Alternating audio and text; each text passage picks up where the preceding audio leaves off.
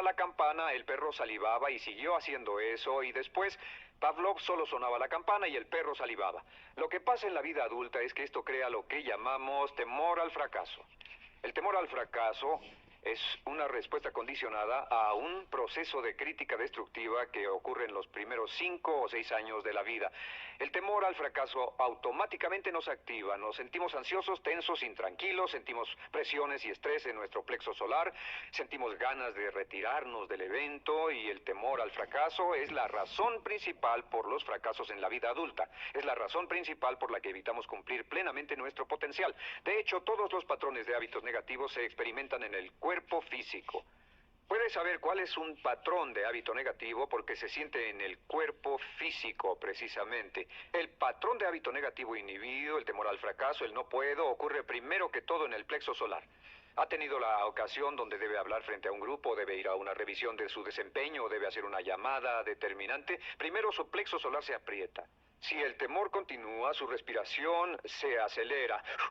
Su corazón comienza a latir apresuradamente, su frecuencia respiratoria aumenta y le duele la cabeza como migraña en la parte frontal, su garganta se le cierra y no puede hablar y se le seca la boca por completo. Y como se pone tan tenso y asustado, va corriendo al baño. Estas son todas las manifestaciones. No hay peligro físico, pero sí peligro psicológico, una respuesta condicionada. Cuando sentimos estas cosas, la tendencia es retirarse de la situación que las ocasiona y es la razón por la que no logramos mucho si retrocedemos. Es muy importante. El segundo patrón de hábitos negativos es el compulsivo. El patrón de hábito negativo compulsivo se aprende cuando a los niños se les dice una y otra vez, más vale que lo hagas. Si no lo haces, tendrás problemas o me las pagarás. A los niños se les convierte en recipientes del amor condicionado. Los padres no intentan hacer esto, pero lo que hacen es sugerirle al niño, no te amo, por lo tanto no estás a salvo, a menos y hasta que hagas lo que yo quiero. El niño crece sintiendo, tengo que hacer lo que quiera mi mamá.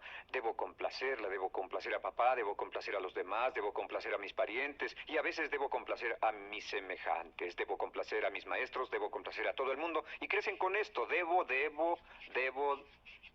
No puedo hacer lo que quiero hacer, debo hacer lo que complace a las demás personas. Este patrón de hábito negativo muy temprano en la vida se traduce en el temor al rechazo. El temor al rechazo lo experimentan los hombres como adultos como un comportamiento tipo A. Hablaremos del comportamiento tipo A posteriormente. El comportamiento tipo A es una necesidad compulsiva o excesivamente compulsiva de complacer de algún modo a alguien sin normas de comportamiento, prácticamente sin pensarlo. El temor al rechazo nos impulsa, nos hace muy sensibles a las necesidades de los demás. Hacemos cosas que otras personas quieren, no hacemos lo que nosotros queremos. Siempre estamos tratando de complacer a los demás. Tenemos preocupaciones o nos importan las opiniones, sentimientos y actitudes de otros hasta el punto donde ocultamos nuestras necesidades. El temor al rechazo se siente en la columna del cuerpo. Se divide el cuerpo a la mitad y se siente hacia abajo en la mitad posterior del cuerpo. El primer lugar donde comienza a sentirse el temor al rechazo es generalmente en los hombros y el cuello. Nos sentimos entumidos, duros, tensos. Cuando tenemos mucho que hacer sentiremos un estrés tremendo en la columna. Los músculos se estiran en la parte posterior.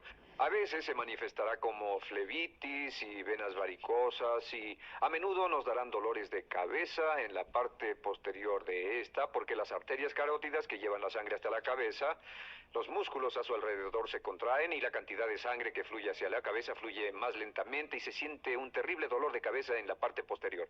Estos dos temores, los patrones de hábitos negativos compulsivos, el compulsivo y el inhibitorio, son resultado de la crítica destructiva, el gran destructor de la personalidad que nos persigue durante toda la vida.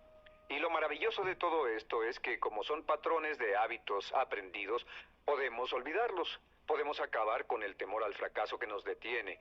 Podemos acabar con el temor al rechazo que hace que hagamos cosas que complacen a los demás en vez de complacernos a nosotros, trabajando con nuestra propia autoestima. Porque existe una relación inversa entre la autoestima y el patrón de hábitos negativos. Porque entre más se agrade a sí mismo, menos teme al fracaso. Entre más se agrade a sí mismo, menos teme al rechazo. Entre más se agrade a sí mismo, menos temerá a cualquier cosa. Y si sigue repitiendo, me agrada mi persona, me agrada mi persona, me agrada mi persona una y otra vez, si sigue diciendo esto Con el tiempo, su autoestima sube más y más y más y más, y sus temores, desde luego, bajan. Cuando su autoestima sube, sus temores van en dirección opuesta.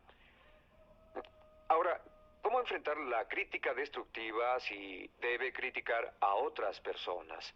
Pues eso es muy simple. Muchos padres nos han preguntado eso. ¿Cómo se controla a los niños? Una de las claves para controlar a los niños es dirigirlos para que hagan algo constructivo en lugar de hacer algo destructivo. Otra cosa que debe recordarse es que lo que quiere hacer es que quiere dar una crítica informativa, crítica constructiva, lo que significa que se les dice a los niños lo que pueden hacer o a los adultos lo que pueden hacer mejor. Todo el propósito de dar retroalimentación de cualquier tipo es mejorar el desempeño. Si es padre o si es jefe o si es una persona en una relación, si una persona está haciendo algo malo o inadecuado, todo el propósito de darles cualquier tipo de retroalimentación es para que puedan hacerlo mejor. Sin embargo, existe una relación directa entre la autoestima y la crítica destructiva. Cada vez que se critica a una persona, su autoestima baja. Y cada vez que su autoestima baja, su habilidad para desempeñarse baja.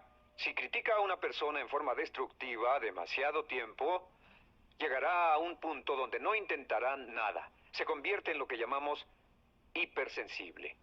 Un adulto hipersensible es aquel que no puede aceptar críticas de nadie. Un adulto hipersensible es una persona que está muy tensa, ansiosa, si siquiera sugiere que no está haciendo lo correcto. Si trata con un adulto hipersensible, la clave es sentarlo y recordar 4 cosas. Número 1, comenzar con alabanzas. Número 2, proteja la autoestima de la persona a toda costa. Número 3, discuta el desempeño y no a la persona. Hable del comportamiento más que de la persona. Y número 4 es enfocarse hacia el futuro en vez de en el pasado. Enfóquese hacia lo que va a hacerse en forma diferente en el futuro en vez de lo que pasó en el pasado. ¿Por qué? Una razón muy simple, porque una persona no puede controlar el pasado. Al no poder controlar el pasado, cualquier crítica de lo que han hecho en el pasado les da un estrés tremendo y frustración. Así que, en resumen, la clave del éxito en la vida es una actitud mental positiva. Una actitud mental positiva se basa en expectativas de éxito, de una serie de expectativas positivas. Esa serie de expectativas positivas se basa en sus creencias y en su concepto de sí mismo. El centro de su concepto propio que determina su eficacia en la vida es su autoestima, y su autoestima se mide por cuanto se valore a sí mismo. Las dos cosas que nos frenan más que nada son el temor al fracaso y el temor al rechazo. Y uno de nuestros secretos centrales de éxito es este: conviértase en un organismo generador de autoestima perpetua. Haga continuamente cosas para usted mismo, hacia sí mismo en su vida, que hagan que se agrade a sí mismo, que se ame, que se acepte, que se respete, que hagan que se sienta fantástico con usted mismo. Si es un jefe o un padre, no olvide que la clave para el máximo desempeño en su hogar y en su trabajo es hacer que las personas se sientan maravillosamente consigo mismas. Entre mejor se sienta consigo mismo y más se agrade, más probable será que logre que las personas a su alrededor lo quieran, lo acepten, lo respeten, se respeten. Con el fin de desencadenar todo su potencial, es esencial que entienda la relación entre la mente consciente y la mente subconsciente. Se han escrito miles de libros sobre el tema, existen complejidades tremendas, existen referencias al consciente y subconsciente, en especial al subconsciente, a través de toda la historia humana. Al subconsciente a menudo se le llama la central de fuerza de su ser, y vamos a hablar de cómo afecta a usted más a su subconsciente